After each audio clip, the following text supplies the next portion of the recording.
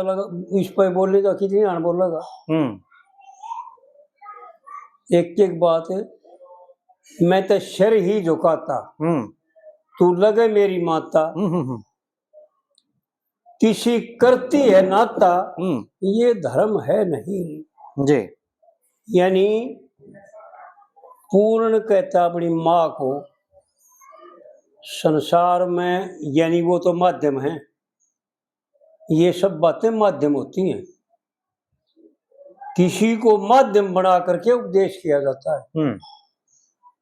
तो संसार के लिए व्यवहार काल में और परमार्थ काल में दोनों जगह देखो जी। व्यवहार काल में तो जो व्यवहार बरतता है वो पवित्र है और महान है, ये तो व्यवहार का, लेकिन व्यवहार ही परमार्थ में मोक्ष का और प्रसिद्धता और आत्म शुद्धि का एक साधन है जी।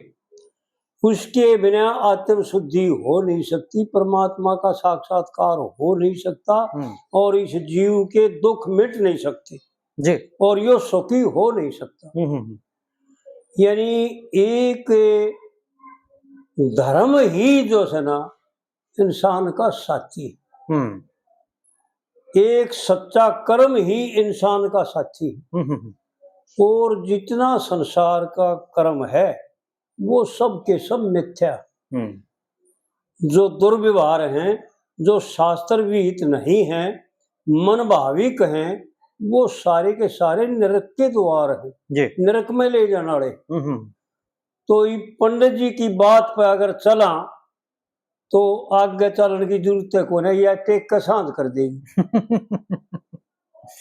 वो डॉक्टर साहब कह भी रहे थे, वो डॉक्टर साहब कह भी रहे थे। हाँ, तो इस पर एक कितना बोलो उधर न्यू कहे थे, फोन पर बात नहीं करी जब श्याम ने, जब कह रहे थे बोला भाई टाइम ले लिया करो तुम, बोला कोई दिक्कत नहीं, मगर जी मारे दूर टाइम का इधर उड़ा हो रहा है।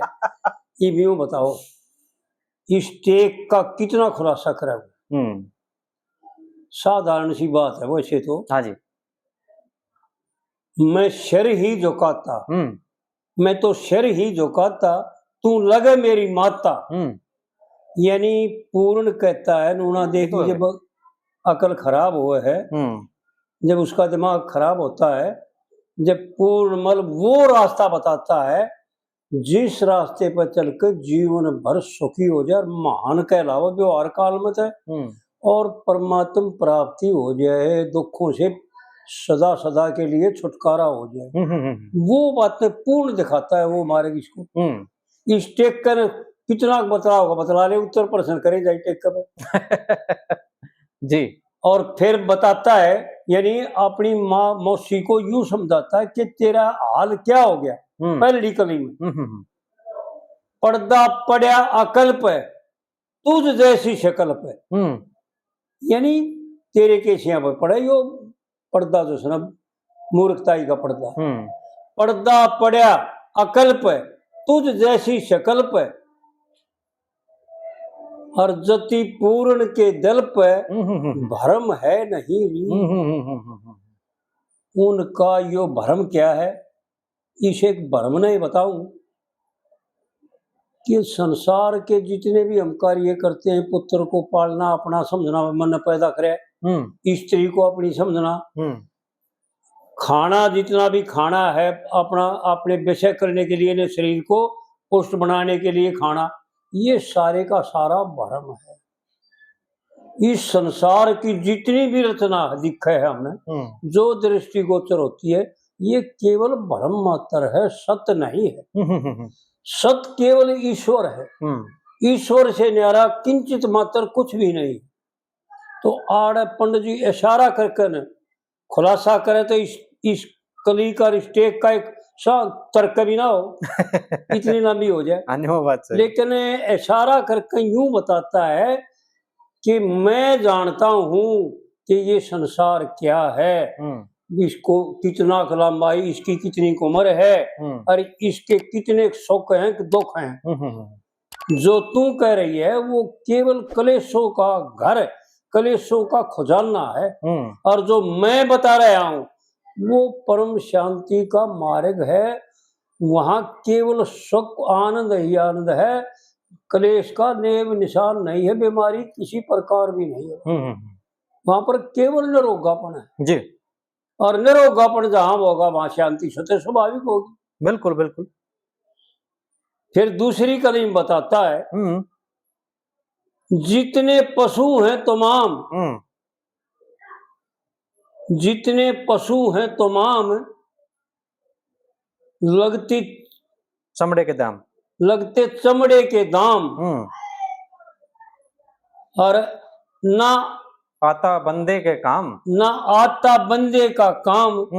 देखिए चरम है री, यानी देख कितनी छोटी सी बात है और जाने भी सबसे, लेकिन सब जानते हुए भी इस चमड़े को, इस मांस को, इस बुद्धि को हम वहां बरतते हैं जहां नहीं बरतना चाहिए जी।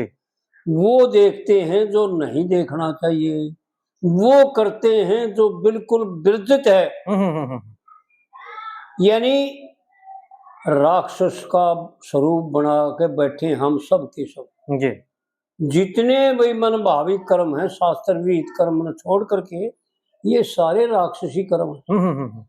तो आड़ यूं बता रहा है, बहुत थोड़े में समझा रहा है कि जितने भी पशु है ना, उनके चाम भी बिकते हैं, उनका मांस भी बिकता है, उनके हाड़ के भी पीछे मिल जाते हैं, लेकिन मनुष्य का चाम, हाड़, मांस कोई भी काम में नहीं आता, क्योंकि इसमें बदबू ही इतनी है,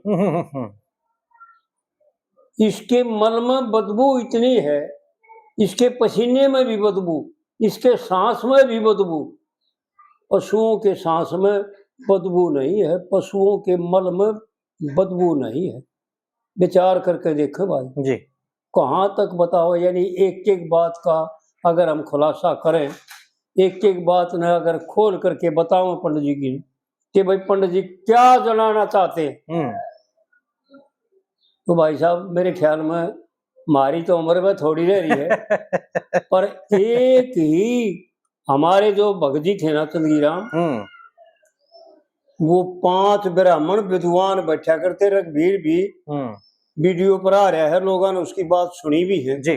थोड़ा समय मिल रहा है, क्योंकि 1.5 साल में गुजर लिए वो शरीर छोड़ गए, और हरकिशन महाराज जी लोगों ने देखे नहीं, क्योंकि वो इतने सादेपन में रहे, और जब ना ये इतने चलत्तर थे और ना ये वो अपने आप को दिखाना चाहा करते थे, जिताना चाहा करते थे, उनके भाव कुछ दूसरे थे, लेकिन वो देवीराम जो थे बहुत पढ़े लिखे विद्वान थे, पंडित जी के साथी भी थे जी। पंडित जी के समय में थे और पंडित जी की ही उम्र के थे लगभग, और सुरताराम थे, अनपढ़ जरूर थे लेकिन बहुत विद्वान और बहुत जानकार। तो इस प्रकार से जो सुना पंडित जी की एक एक बात अनमोल है। ये भी यार लेन कितनी बड़ी है जी, दूसरी कली का जो तोड़ है। हाँ, आता बंदे का काम शर्म है नहीं रही, यानी मनुष्य का जो जिस रूप में हम बरत रहे हैं, यो आदम दे देखो घड़ी गहरी बातें हैं, और उनको सारियों को इकट्ठा करके अगर बताया जाए, समझाया जाए, बैठे थे आदमी के दिमाग में जब लेकिन क्या है, जितने पशु तमाम लगते चमड़े के दाम, यानी हाँ यूं दर्शा रहा है कि ये मनुष्य शरीर 184 योनियों में यो बड़ी किस्मत से, बड़े उत्तम कर्मों से या परमपिता परमात्मा की असीम कृपा से प्राप्त होता है। पंडित जी का इशारा है यो जी कि इसको व्यर्था मत खो है, और ऐसा कर दिया था ना, नहीं तो यो क्या मुकाबला है भाई। पशु मान लिया, हाड़ मांस चाम पशु का जो बिकता है, जीमते का भी मरने के बाद भी, दोनों तरह से, बिल्कुल हाड़ दोनों तरह से है जी। लेकिन 10,000 का ला ले, भाई लाख का ला ले, 1.5 लाख का ला ले, 2 लाख का ला ले, गणित गणा, लेकिन मनुष्य शरीर की तो कोई कीमत को नहीं। और उसको जो है ना पशु से भी गया गुजरा कर देना। आड़ पंडित जी का बड़ा इशारा गुड है। जितने पशु हैं तमाम लगते चमड़े के दाम, और ये आता बंदे का काम, आता बंदे का ना, ये बंदे का, आता बंदे का काम चरम है नहीं रे, आता बंदे का काम ये चरम है नहीं रे। यानी इन कर्मा में, और नहीं तो देख भाई एक बात बता दूं, विचार कर ले भाई, क्या मनुष्य का इतना गिरा हुआ चरम है? एक तरफ से तो वो है यो कि सबका राजा और ईश्वर का घर, ये परम धाम है जी, उत्तम से उत्तम ये मनुष्य शरीर है, सर्वश्रेष्ठ पुरुषोत्तम। यानी जीवों में जितने भी 184 योनियों में मनुष्य शरीर के मुकाबले का कोई दूसरा नहीं है। क्योंकि रामायण में जो चौपाई लिखी है ना, बड़े भाग मानुष तन पावा, सुर दुर्लभ सब ग्रंथन गावा, साधन का धाम मोक्ष कर द्वारा, और पाइए जे नरना परलोक समारा। जिसने अपना परलोक नहीं समारा, और पंडित जी का ये इशारा भी है जी कि इस कीमती लाल को 9 करोड़ी लाल से भी ज्यादा कीमती है। और उसको जो सुना भांग के बदले वो तारातन में कह रखा ना, एक मुट्ठी भर भांग के बदले में सितारा किसी का जी, अगर छुट भी गया तो गजब है, गजब गजब है, गजब गजब कहने का पंडित जी का यो अर्थ लोग समझ में नहीं आया कि बस गजब है, इसते नरभाग और इसते मारा और इसते राक्षस, किसी ने कहने की जरूरत को नहीं, जिसने इतना अमूल्य पदार्थ परमात्मा ने दे करके और इसको खो दिया। और दूसरी तरफ से ये है कि जब ये विचार करके देखेगा ना कि जो कुछ यो सोच रहा है यो सारे का सारा मिथ्या है, नजरिया जितना भी है सबका सब मिथ्या जी। पहले ये कल बता दिया था बड़े विलक्षण ढंग से। पढ़या पर्दा, पर्दा पढ़या अकल्प है, तुझ जैसी शक्ल पर। यानी उनके ऊपर ये पर्दा पड़ा हुआ, बड़ी मर्मिक बात है। तुझ जैसी शक्ल कहने का क्या जरूरत है, अभी कोई बात करेगी भाई, शक्ल तो तेरी मेरी सबका काम तो एक है। हाँ जी। लेकिन उनके लिए जिनको संसार सामर्थ्य दिखता है, जिनको संसार बढ़िया दिखता है, जो संसार को सत्य मानते हैं जी, उनकी अकल पर पर्दा पड़ा हुआ है। पंडित जी का इशारा बहुत गहरा है जी, कहाँ तक खुलासा करूं। और फिर तीसरी कली बताते हैं भाई, जो तो पूरी ना होगी वह उसारी बात हो जाएगी, 2 कली होगी जी। 2 कली भी पूरी नहीं हो सकती अगर इनका एक बात का खुलासा करके बताया जाए, समझाया जाए। हमारे जो चंदगी राम जी भगत जी कराया करते ना इन 5 विद्वानों का, वो ऐसा ही करते थे भाई, उनका तो मुकाबला मैं कर नहीं सकता भाई, वो तो परमात्मा के ताड़े के थे, 500 के 500 पूर्ण विद्वान थे जी जी जी। मैं तो उनकी पैर की जूती भी नहीं हूं, लेकिन जितना याद आता है, जितना उनसे समझा था, उसका कोई हिस्सा, थोड़ा मोटा हिस्सा, चौथा हिस्सा भी नहीं, 10वां 5वां अंश है। लेकिन फिर भी विचार करके देखें, वो विद्वान भाई बुद्धिजीव क्या ये असत तो नहीं कह रखे। इनका जितना गहरा ले जाओगे, इस 2 कली ने टेक कर कितनी गहरी ले जाओ उतनी ये गहरी हो जाएगी। बिल्कुल सही बात है जी। और तीसरी कली में बड़े विलक्षण ढंग से कहता है, यानी वो बातें बताता है, तजो काम गंदे बुरे तरसना के धंधे। तजो काम गंदा बुरा तरसना का धंधा, और बुरा बंदा की पदमी परम है नहीं, परम है नहीं रे। क्या बात है, यानी थोड़े में वो बात बता रहे हैं। अरे हम मूर्ख सा, तो पंडित जी ने न्यू कहा, रहे साधारण था मेरे यार।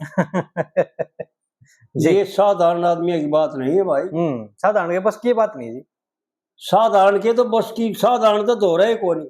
यानी विचार करके देखो कि क्या कह रहे हैं थोड़े में, यानी ज्यादा है ज्यादा 8 अक्षरों में। तजो काम गंदा, ये तो सब मानते हैं ना। बिल्कुल बिल्कुल। लेकिन कहन में मानते, हम कर्ण में नहीं मानते। नहीं तो सोच करना गंदी बात, नजर से देखना, गलत देखना गंदी बात, बिल्कुल बिल्कुल। नजर सोचना गंदी बात, नजर करना तो दूर की बात रही। तजो काम गंदा, बुरा तरसना का धंधा, और बुरे कर्म से बंदा, बुरे कर्म से बंदे की पदवी, हाँ, बुरे बंदे की पदवी, बुरे बंदे की पदवी परम है नहीं। यानी खोटे काम करने वाले की कोई महान कह नहीं सकता। सच बात। और ना वो कहे, अगर कहे भी, आजकल जितने ये ढोंग करके न, इस कलयुग में जितने लटोटर करके न, जितने पाखंड करके न अपनी पूजा करवा रहे हैं, लेकिन ये महान कहने के अधिकारी नहीं, ये महान नहीं है। ये तो वो है तो बता रहा है पंडित जी, और अपने लिए भी बता रहा है कि तू देख, ऐसा मत बनिए, बुरे बंदे की पदवी परम है नहीं। परम है नहीं, यानी परम पूज्य होता है जी। परम होता है पूज्य, जहां परम लग जाए वो पूज्य है, ये मान कर चलो। तो तू पूज्य नहीं है, बुरी सोच वाला, बुरी नजर वाला, बुरा सोचने वाला, बुरा कहने वाला, वो परम नहीं जी। और करने वाले का तो कहना है क्या है? करना तो बहुत दूर की बात है। मन से सोचना और नजर से देखना और वाणी से कहना ही गलत है। और चौथी कड़ी में कह रखा है, मत लक्ष्मी चंद को छले, छलना, मत लक्ष्मी चंद को छलना, और बुरे कर्मों से टलना। मत लक्ष्मी चंद को छलना, क्या बात है, लोग समझ में नहीं आई। यानी यूं बता रहा है, तुम मेरे को क्या समझते हो, अपने अपना असली रूप दिखा रहा है, लोग समझ में को नहीं आया। मत लक्ष्मी चंद को छलना, बुरे कर्मों से टलना, ये भी बुरा कर्म है। जो हम ऐसे पुरुष को नीची पदवी देते हैं, महान को एक साधारण आदमी की पदवी देते हैं, ये भी पाप है। हमने यूं मानना चाहिए कि हमारे हरियाणा का, हमारे ब्राह्मण वर्ण का, हमारे चारों आश्रमों का एक परम महान यानी विख्यात जीव था, कोई साधारण पुरुष नहीं था। बिल्कुल जी बिल्कुल। लक्ष्मी चंद को न छलना, बुरे कर्मों से टलना, उत्तर माता से मिलना, क्या कर्म है नहीं? कर्म है नहीं रे, क्या बात है। यानी फिर आड़े उड़ लिया, खड़ा कर दिया। व्यवहार काल में तो ये माध्यम है, क्योंकि सांग चलाना था जी। फिर पूर्ण नुना दे का खिस्सा लिया, खड़ा कर दिया। लेकिन इसका विचार करके देखा ना, रामायण में और शास्त्रों में,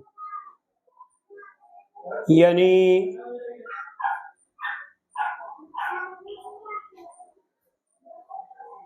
लघु सुता जननी लगे, लघु सुता यानी जो अपनी उम्र तो छोटी है, वो तो बेटी के समान है, और बड़ी है जो उम्र से, वो माँ के समान है, और जो अपनी उम्र की बराबर की है, वो लघु सुता जननी लगे, और महान बराबर जाने, और चौथी चोट बचाए कहें, नितानंद धरो ध्यान। ये ऋषियों की कथन है, और शास्त्रों का भी ऐसा ही वर्णन है। शास्त्रों में बार बार आता है ऐसा कि भाई आपने तो छोटी से बेटी कैसी समझो, पुत्री होती है वो जी। और आपने तो जो बड़ी उम्र की है वो माँ। तीन तीन स्थान है जी। चौथा स्थान नहीं दे रखा कहीं भी शास्त्रों में। माँ, बेटी और बाण, और बाण की कुंडली में से निकाल करके वो शास्त्र पंडित जो फेरे करवाते हैं और जो फेरे के मंत्र जानते हैं उनको पता है कि सबसे पहला मंत्र है फेरे कर जब कश्यप गोत्रा कश्यप गोत्री, यानी यह लड़की भी कश्यप ऋषि की है और यो लड़का भी कश्यप ऋषि का है, एक पिता के और दोनों बहन भाई हैं। मंत्रों के द्वारा वो उसका बामा गा करके और वचनबद्ध होकर के दोनों और वीर मर्द का नाता करते हैं। बाण की कुंडली मां से निकाल करके तो औरत बनाई जाती है और औरत से फिर मां बन जाती है।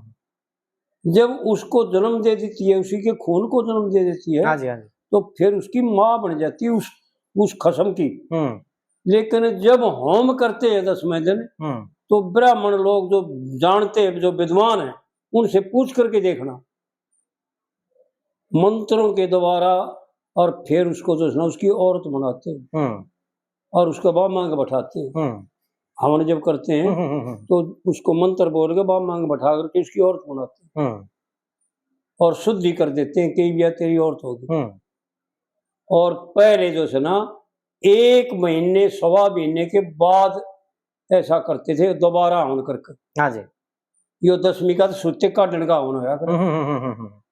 लेकिन ये तो सारे टंटे स्कूल युग में सारी बातें छोड़ दी। मन दे को तो पंडित जी ने जो है ना छोटी सी बात में यूं समझा रखा कि माँ बेटा क्या चीज होती है। बड़ी विलक्षण बातें हैं पंडित जी।